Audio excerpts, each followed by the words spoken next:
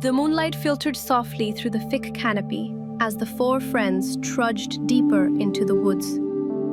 The trees here grew closer together, their twisted branches forming natural tunnels above them. Zoe glanced back every few seconds, her hand instinctively touching the amulet hanging around her neck. "Did you hear that?" she whispered. Milo paused. "Hear what?" "That whisper, like someone saying our names." Luna hugged herself, her eyes scanning the dark space between the trees. "Maybe it's just the wind," she said, though her voice trembled. "No," Zoe insisted. It felt close. Alina stopped and turned to them, her lantern casting dancing shadows.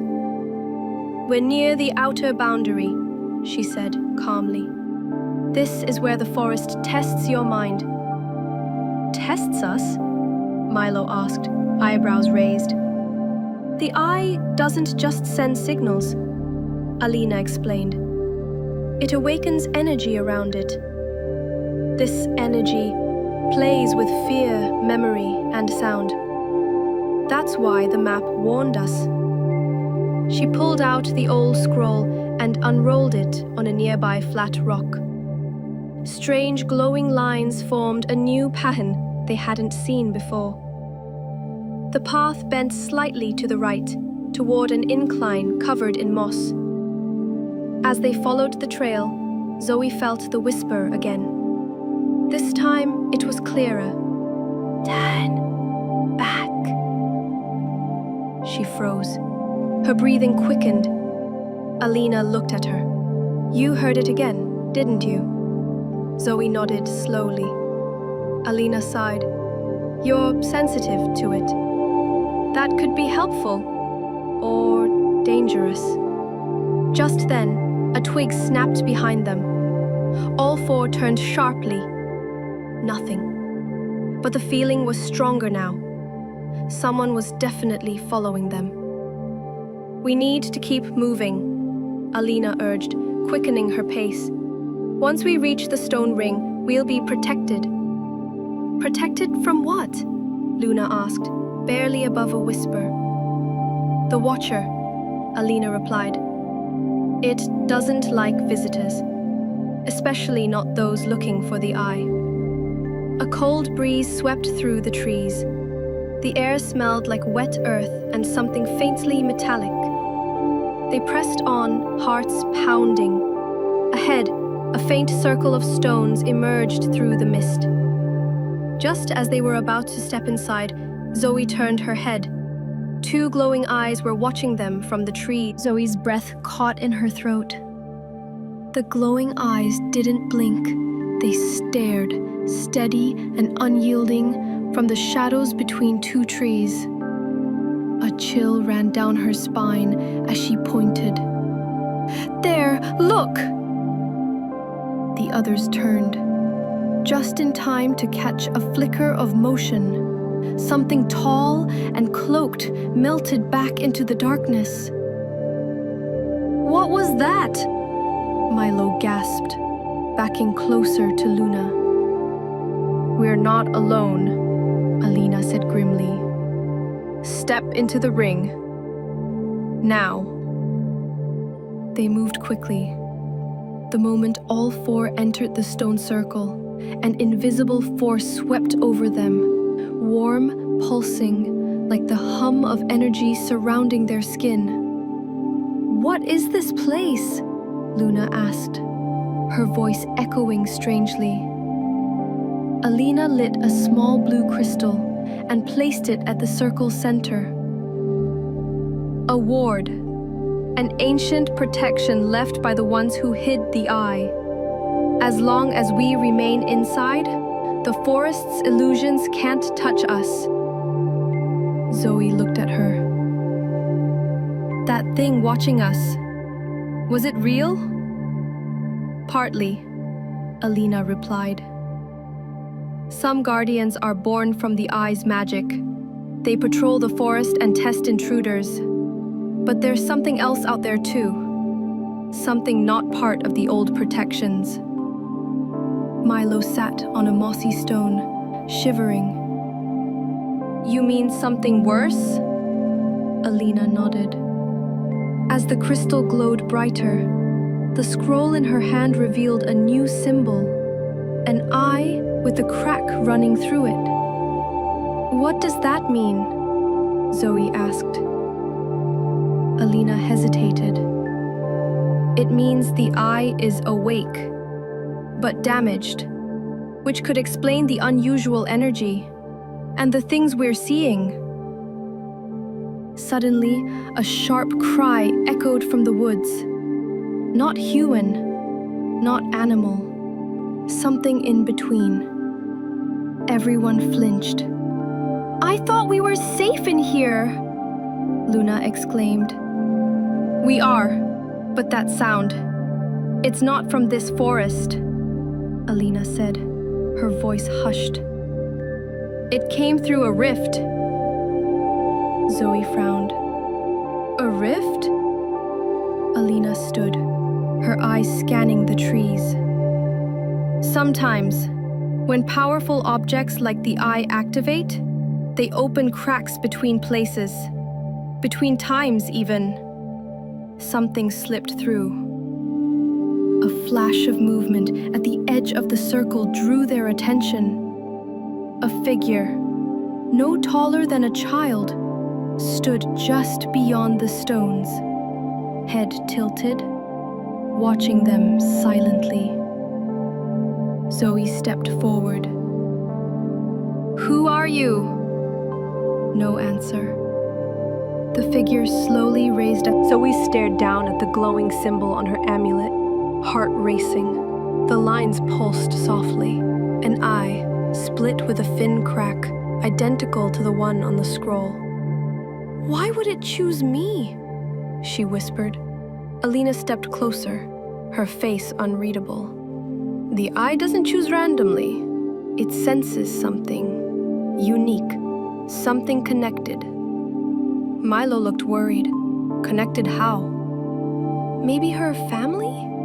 Luna asked, her eyes wide. Zoe, did anyone ever tell you about something strange in your family history? Zoe shook her head. No. My parents never talked about anything like this. My grandmother used to tell me stories, but I always thought they were just fairy tales. What kind of stories? Alina asked quickly. Zoe hesitated. About a girl who could see through time, and something she lost in a forest. I thought it was just to help me sleep. Alina nodded slowly. It wasn't a story. That girl might have been real. Before Zoe could respond, the ground beneath them trembled slightly.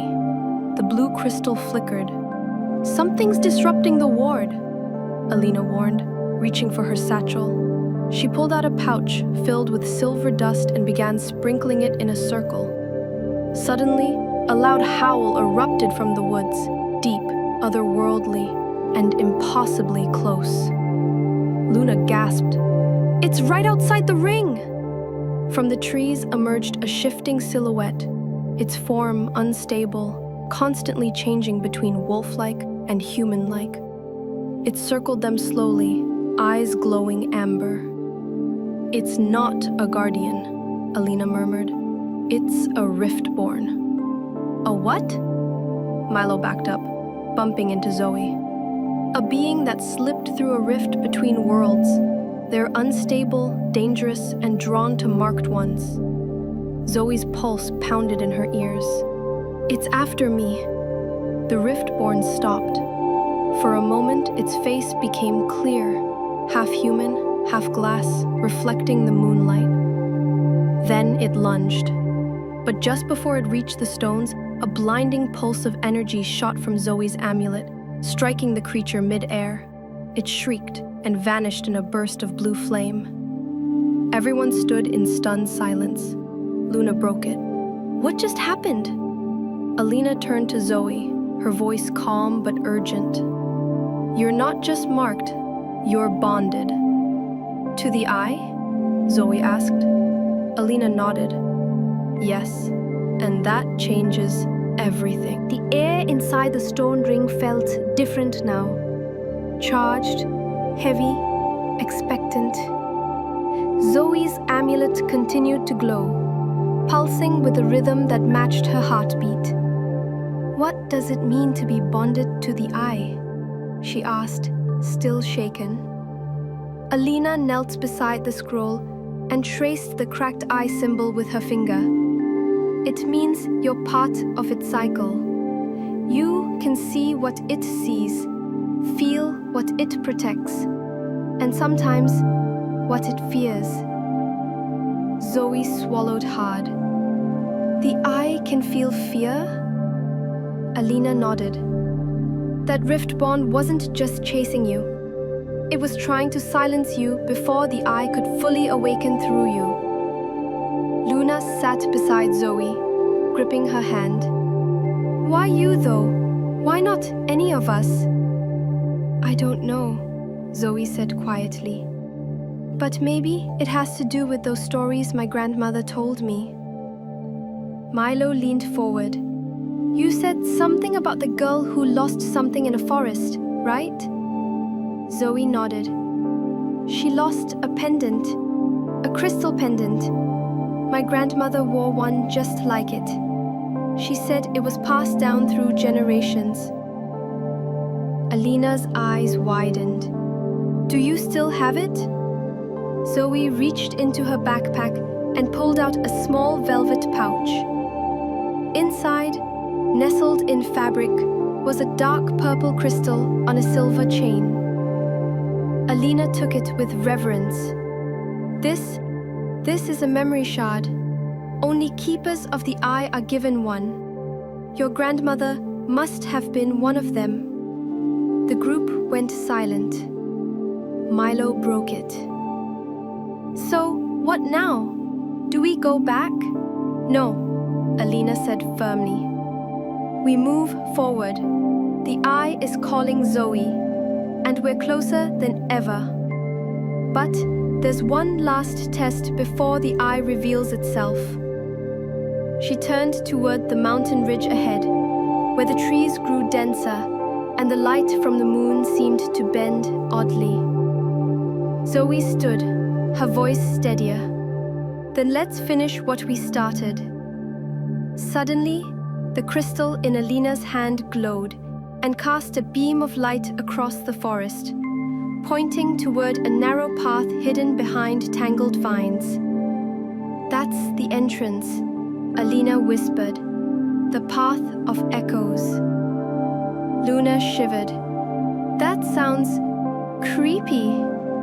"It is," Alina admitted. "But it's also the only way." As they prepared to leave the safety of the stone circle, a final gust of wind blew through the clearing. The trees whispered in voices none of them could understand. But Zoe paused, turning her head. "I heard something," she said. "A name." "What name?" Milo asked.